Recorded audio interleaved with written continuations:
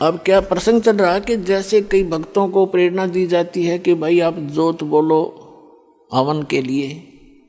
देखो पुण्यात्मा, हमारे कई प्रकार के पाप हमने इकट्ठे कर रखे हैं। जैसे एक दास ने एक वाणी बोली थी भगवान की कि मानत ना मन मोरा साधो मानत ना मन मोरा रे, और बार बार मैं ये समझाऊं जग में जीवन थोड़ा रे। फिर क्या बताते हैं कि शरण पड़े को गुरु संभाले जान का बालक भोरा रे, और कह कबीर तुम चरण चित राखो ज्यों सुई में डोरा रे। जैसे कोई बालक छोटा सा होता है, 5-4 महीने का, 7-8 महीने का, 9 महीने का बच्चा, वो पालने में सुला रखा होता, माता काम लग जाती है अपने घर के काम में।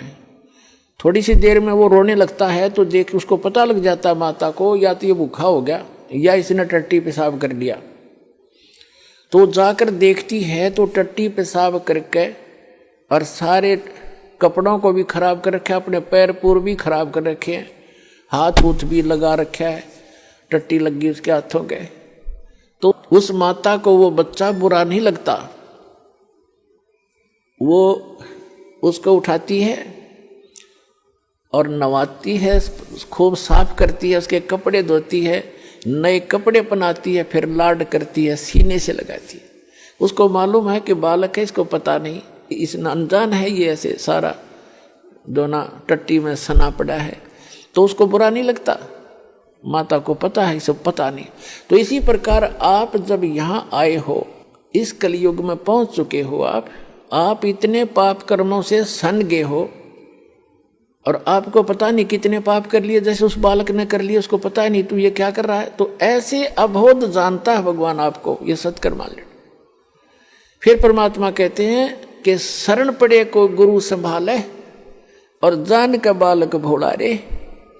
और आपका क्या फर्ज बताया परमात्मा ने, आपका क्या करते हो बताया है कि कहे कबीर तुम चरण चित राखो जो सुई में डोरा रे। आप अपने गुरुदेव के प्रति इतना लगाव बना कर रखना अटूट, जैसे सुई के अंदर धागा डाल दिया जाता है और नीचे गांठ लगा दी जाए तो वो सुई के साथ लटकता ही रहता है। कहते हैं कहे कबीर तुम चरण चित राखो, उस अपने गुरु जी के चरणों में ऐसे चित राखो जो सुई में डोरा रे, यानी अखंड लगाव बनाए रखना। तो आप जी के जो पापों को ऐसे धोएगा गुरु जी इस सत्संग रूपी जल से, और फिर आपको भक्ति से चार्ज करेगा, दूध पिलाएगा। अपने आत्माओं आपको कंपलसरी कर रखा है कि 4 महीने के अंदर आपने आना ही पड़ेगा जो भारतवर्ष में रह रहा है। किस लिए कहा गया है? ये बच्चे हैं, आप अपने बच्चों को एक रोजी रोटी के लिए पढ़ाते हो कि मेरा बेटा या बेटी पढ़ के कोई शिक्षा ग्रहण करके ये कोई ऊंच पोस्ट प्राप्त कर ले या अपना धंधा ठीक कर लेगा। उसको 16 वर्ष का समय, 15 वर्ष, 20-20 वर्ष का समय दे देते हो, बेटा और ट्रेनिंग कर ले, फलाना कर ले, बढ़िया रोजगार हो जाएगा। और आत्म कल्याण के लिए आपके पास क्या 365 में तो 30 दिन भी नहीं मिलते, तो फिर कैसी भक्ति करोगे? किसा तुम फिर ड्रामा, फिर तो ड्रामेबाजी है। तो कहने का भाव ये है कि आप जी को इसलिए बुलाया जाता है कि यहाँ आने से आपको घना पुण्य मिलेगा, आपकी आत्मा को ऐसे परिपूर्ण कर दिया जाता है जैसे बच्चा छोटा सा गली में खेल रहा होता है। माता को पता है कि खेल में व्यस्त है और समय पर आहार इसको नहीं कराऊंगी तो ये दुर्बल हो जाएगा, बीमार भी हो सकता, रोगी भी हो सकता है। वो खेल रहा होता है अपने बच्चों में, भाई बहनों में बाहर, और व्यस्त होता है। माता उसको उठा के लाती है कि चल दूध पी ले, वो रोता भी है, वह घसीट कर लाती है कि ना चलना पड़ेगा चल, उसको दूध पिला देती है, फिर छोड़ देती है।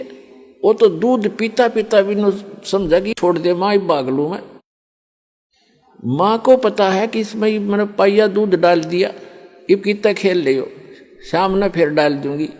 तो पुण्यात्माओं, ये दास चाहता है कि आपको यहाँ दूध के गिलास पिला दूं और फिर तुम खेल आइयो संसार में और फिर आ जाना।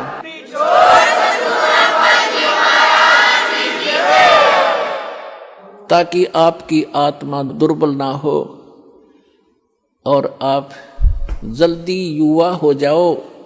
जैसे माता पिता देखना चाहता है मेरे बेटा बेटी जल्दी युवा हो जाएं, स्वस्थ रहें। दास के आप बेटा बेटी हो, आत्मा के पिता गुरु होते हैं और शरीर के पिता माता पिता अन्य होते हैं। तो दास उस दृष्टिकोण से है, जैसे आपको बताया था कि बालक प्यारा बहुत ही माँ का, उनसे बढ़कर शिष्य गुरुओं का। तो आप जी गुरु जी को जो बच्चे होते हैं शिष्य होते हैं वो माँ से भी कई गुना 100 गुना अधिक प्यारे होते हैं।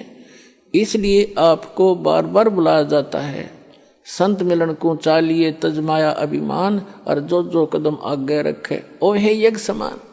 तो कितना परिपूर्ण हो रहे हो आप, और आप कितने भूखे हो, कितने खाली हो चुके हो, इतना पुण्य कराया जाएगा आपसे यहाँ पर। और जब जाके आपकी स्थिति ऊपर उभरेगी, इतना माइनस हो गया, आपके पुण्य पाप इतने बढ़ गए।